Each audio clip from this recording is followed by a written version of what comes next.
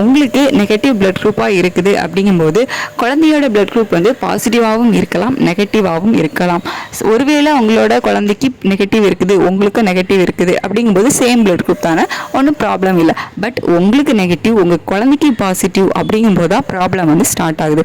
அதாவது வேறு வேறு ரத்தம் அப்படிங்கிறதுனால அம்மாவோட உடம்பு வந்து நம்ம உடம்புக்குள்ளே வேறு ஏதோ வந்துடுச்சு அப்படின்னு நினச்சி சம் ஆன்டிபாடிஸ் வந்து ப்ரொடியூஸ் பண்ணும். ஸோ இதை வந்து தடுக்கிறதுக்காக தான் ஆன்டி-டி இன்ஜெக்ஷன் வந்து கொடுக்கிறது.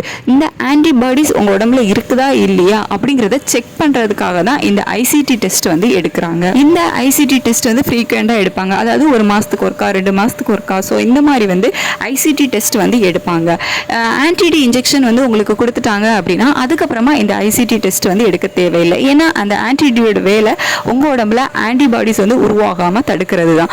இந்த ஐசிடி டெஸ்ட் வந்து உங்களோட பிரெக்னன்சி டைம்ல உங்க உடம்புல ஆன்டிபாடிஸ் இருக்குதா இல்லையா அப்படிங்கறத பாக்குறதுக்காக